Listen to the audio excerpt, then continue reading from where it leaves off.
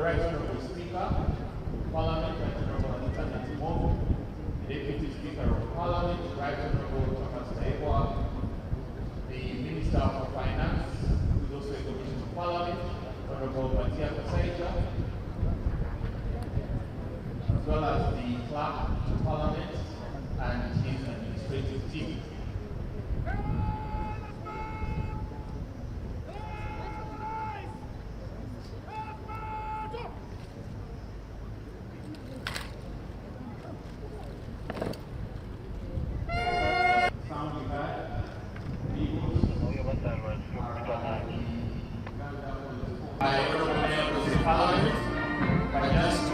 Our distinguished guests who are here, invite His Excellency the President to give the budget speech. The Chamber of Parliament, Honourable Matia Kasaija, who is also a Commissioner of Parliament, Chan, and it shall be close of business for him, shall be the first person to depart.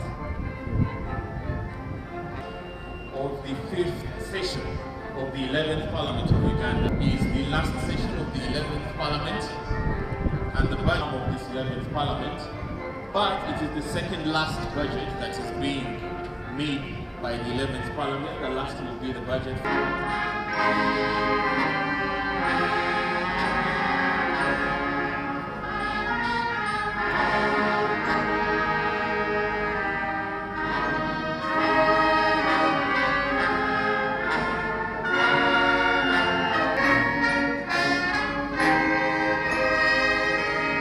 I welcome you to the second sitting of the 5th session of 11th Parliament.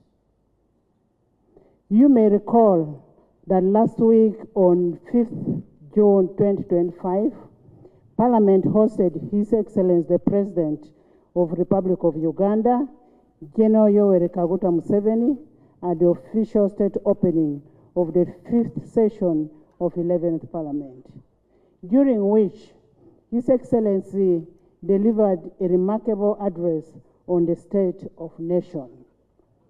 I take this opportunity to acknowledge and thank His Excellency the President of the Republic of Uganda for fulfilling his constitutional obligation as enshrined in Article 101, Sub-Article 1 of the Constitution of the Republic of Uganda.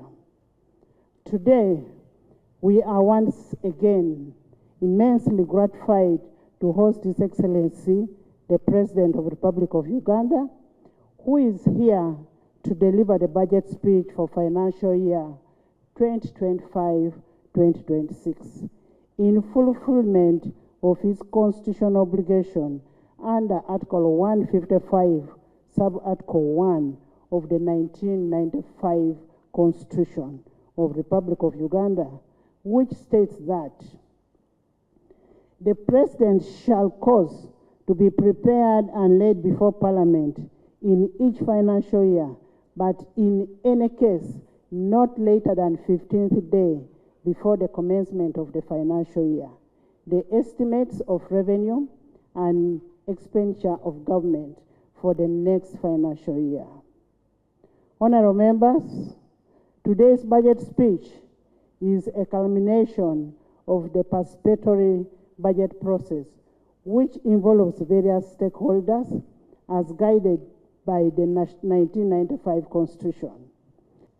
Madam Speaker, in fulfillment of Article 155, Part 1 of the Constitution, and on behalf of His Excellency the President, I present to Parliament and the people of Uganda the budget for financial year 2025-26 as approved by Parliament.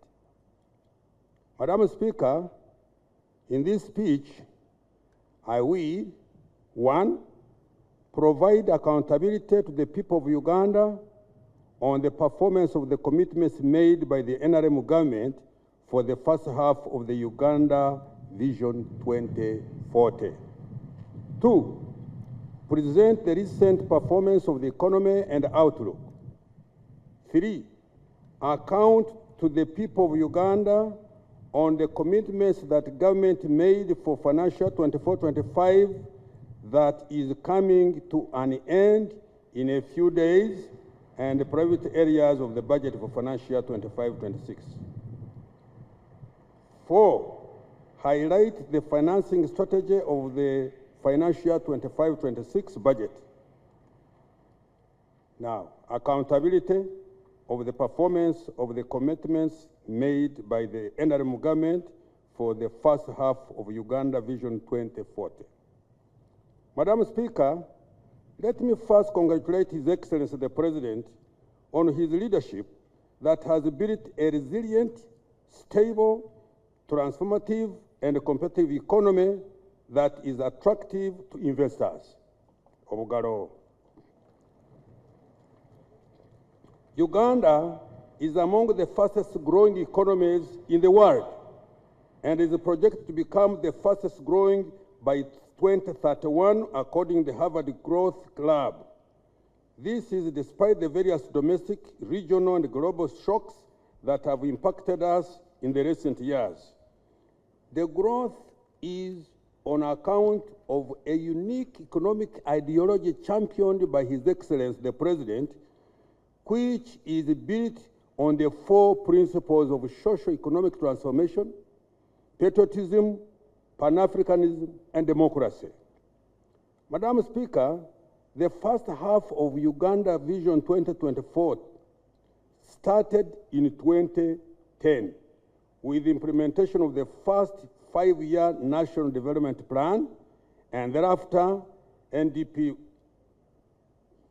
2 and NDP 3, which ends this financial year.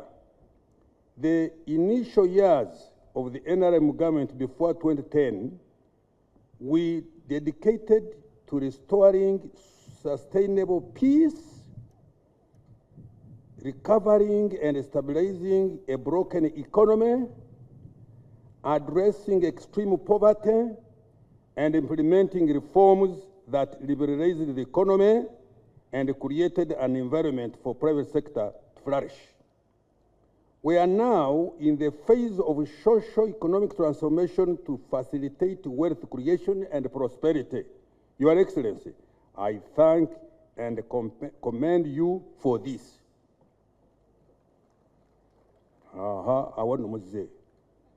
Madam Speaker, the budget for financial year 2025-26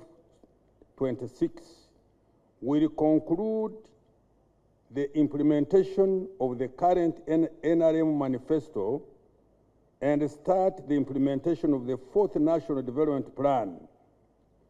For the next 15 years, the successive national development plans will implement the 10-fold economic growth strategy. This strategy aims to expand the size of the economy to US$ 500 billion by 2040, from US$ 61.3 billion estimated this financial year 24-25. Madam Speaker, over the accountability period, government has undertaken targeted investments that have built a firm foundation and strengthened the resilience of our economy. I wish to highlight the following achievements. 1, total peace, security of person and property, political stability have been the foundation upon which sustained high economic growth and wealth creation to be built. 2, the economy more than tripled to shillings 226.3 trillion Uganda shillings, equivalent to US$ 61.3 billion this financial year 24-25, from shillings 64.8 trillion, equivalent to US$ 27.9 billion in financial 2010-2011. In March 2024, Uganda met the criteria for graduation from the category of least development countries. I'm trying to see where it is here in the speech. There's paragraph 11 when you get the speech, where he informs us that the size of the Uganda economy is now $61 billion by the exchange rate method, and $174 billion by the PPP method, purchasing power parity. And because of that,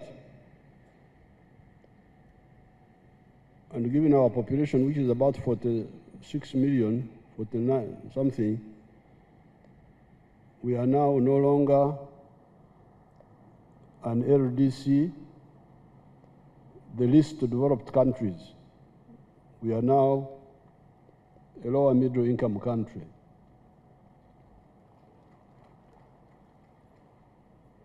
In 1986, the size of the GDP was $3.9 billion. So you can see the economy has grown more than 20 times from that time. So I thought you should mark that, because in a long speech like this, you may not notice the big picture. During the State of the Nation address, I told you that today, as part of the budget speech, I will address two issues. And these are the East African Federation and corruption. I will do exactly that. However, I will dissect the corruption into two. First of all, corruption for getting money through crooked ways as one type of corruption, and political corruption through the use of money to get political support, not based on principles or policies. Politics is about principles and policies. That's what you should be telling the public to choose from. My policy is this, his policy is that, you the public, you choose. But when you bring in money, you are polluting. I keep hearing, for instance, of bad feeder roads, that feeder roads in some of the areas are not good. Yesterday I was in Kakumiro. The feeder road I rode on was good, it looked good. When I was going to Kagadi, it was a short one, but it was good. The other time I was in Obongi, and the feeder roads there were very good, which we rode on. The other time I was in the Bugwere area, Budaka, Parisa, from the cassava factory. I think we were going to Kamonkori. The feeder roads looked good, but when I drove from Busunju to Mitiana, the road was very bad, the Maram road there. And also the other road to the Tarmac road, but that one they are working on it, the Tarmac road. So, and when we were in Bunyangabu, this issue came up. The question is, what are the districts doing with the 1.3 billion shillings we are sending to them? What is happening? I'm now going to send my spies quietly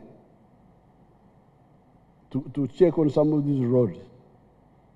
And once I find The road is not worked on, and yet the government people are there.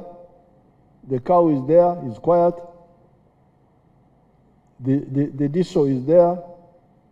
The GSOs are there. I will go for them. They will have to answer. If the 1.3 billion is not enough, tell us, because the feeder roads are very crucial. If you say it's not enough. Now, I found that in the case of Bunyangabu, they were mixing up issues. The 1.3 billion is to maintain the roads which are already done, which are already made. But they were saying, oh, they want to make bridges across swamps. No, you can't do that with the 1.3 billion. That's new money. That's a new project. Maintain the present roads the way they are, so that you have the maram there, you have the gravel, they are compacted, drainage. This is a must. I will check, and if I find there will be casualties on the local government people there, even the RDC. Why should this be the case when all these people are there? But now for the voters, that's why you need to vote people who care, not the ones you give money to, the ones who have given you money. I saw some issue about the digital number plates of vehicles, about fines, that people are being fined for, I don't know for what. But the issue about the number plates is not fines. It is anti-crime. I want my people to put on the TV a picture I saw in today's paper. Put that picture, if you have it.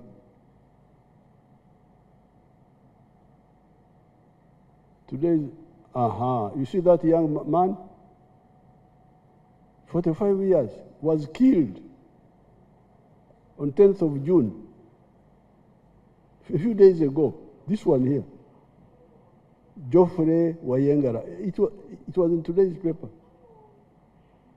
I cannot accept our Ugandans dying because of an incomplete infrastructure. You remember when I addressed you in Parliament, I think it was 2018, I told you about the cameras. You were here with your policemen, just there, and Amravie. That was all they were doing. And Amravie, the one who's going to kill people doesn't call witnesses to see him. So I said, please, let's go technical. Let's have cameras. Now, the cameras have helped us to handle a number of things. But the problem they have is that the number plates, these ones which are just, they are cooked. They just go and pick something and put it there. These are digitized number plates. With the central command post, you touch it, the command post alarm goes off. This is the work of the digital number plates, not collecting fines and so on.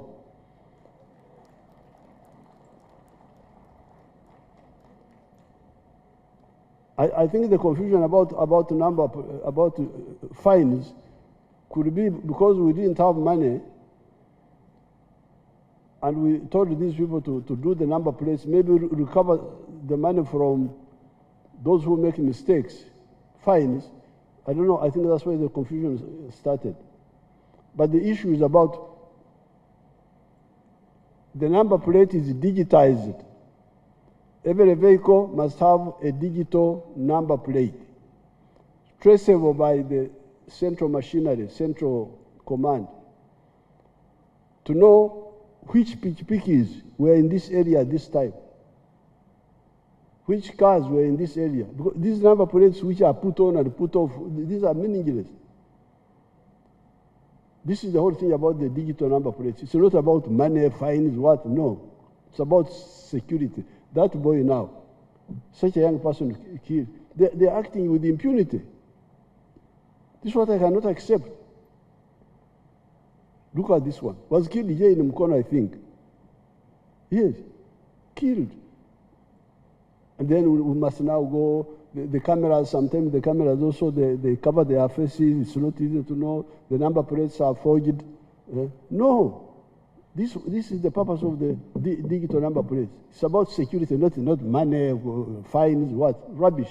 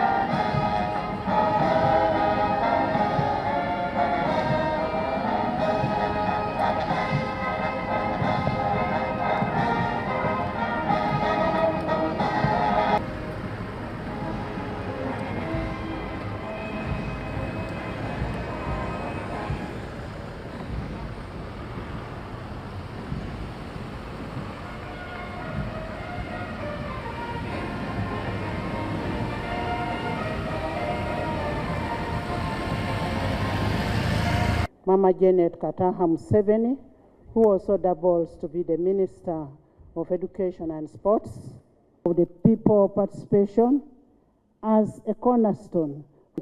Some of the key milestones achieved by the rules of procedure, the House approved 2, pursuant to Section 2025-2026 revenue bills on 13th and 14th, as well as the relevant agency, without preempting. 4, the minimization of sin to limit supplementary budget requests to items. 5, the need to adequately plan, eliminate the non-tariff barriers and human capital, the human capital development as a on the accounting officers to ensure the prudent organizations of their choice within the Forum for Democratic Change. Honorable Semojo Ibrahim, MP, Honorable Nakato Asinansi, and Economic Development, will deliver the budget speech on behalf of His Excellency the President, and thereafter the President will also give his remarks, additional remarks,